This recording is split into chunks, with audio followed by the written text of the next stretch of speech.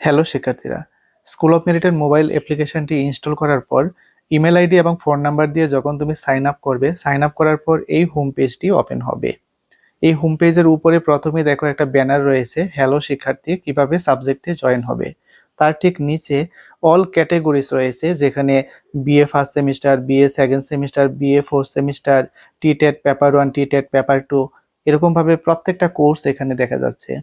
এখান থেকে তুমি তোমার কোর্সের উপর ক্লিক করবে। তুমি যদি ফোর্থ সেমিস্টার স্টুডেন্ট হয়ে থাকো, তাহলে বিএ ফোর্থ সেমিস্টার উপর ক্লিক করবে। ক্লিক করার পর এখানে ফোর্থ সেমিস্টার যে যে সাবজেক্টগুলো রয়েছে সবগুলো সাবজেক্ট শো করবে। সাপোজ এখান থেকে তুমি ফোর্থ সেমিস্টার এডুকেশন সাবজেক্টটা নিতে চাইছো, তো এডুকেশন সাবজেক্টের উপর ক্লিক করবে। ক্লিক করলে নিচের দিকে ডান দিকে দেখো গেট ফর ফ্রি এই অপশনটি এসেছে।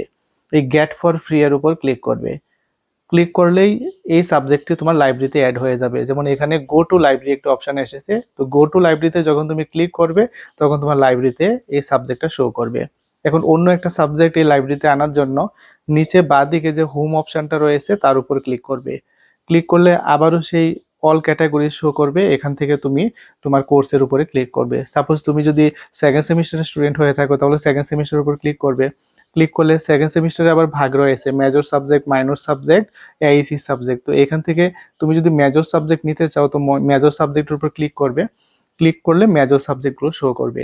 তো এখান থেকে যে কোনো মেজর সাবজেক্টে যখন তুমি ক্লিক করবে, তো আগের মতো করে তুমি গেট ফর ফ্রি সেই অপশানে ক্লিক করে সেটি তোমার লাইব্রেরিতে অ্যাড করে নিতে পারবে।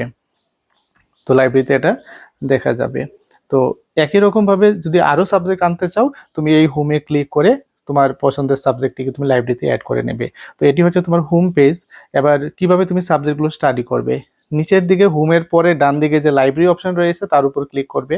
ক্লিক করলেই তোমার এখানে সাবজেক্টগুলো শো করবে যে কি কি সাবজেক্ট তুমি এনরোল করেছো।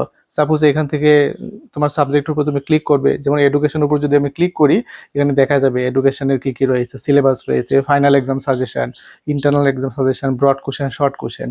তো সাপোজ ব্রড কোশ্চেনের উপরে যদি ক্লিক করি, কি কি ব্রড কোশ্চেন রয়েছে, ইউনিট 1, ইউনিট 2, এগুলো শো করবে। তো এখানে প্রত্যেকটা পিডিএফ তুমি ডাউনলোড করবে তোমার মোবাইলে।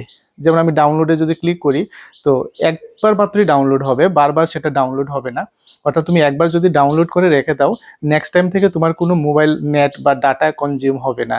অর্থাৎ ক্লিক করলেই সেটি ওপেন হয়ে যাবে। তো এটা খুব ভালো একটা বেনিফিট রয়েছে আমাদের এই অ্যাপ্লিকেশনটির, যেটা তোমাদের মোবাইল ডাটা খুব বেশি কনজিউম করবে না। তো এভাবে তুমি তোমার প্রয়োজনীয় সাবজেক্টগুলো এনরোল করে নেবে। এনরোল করে তুমি স্টাডিটা কন্টিনিউ করবে।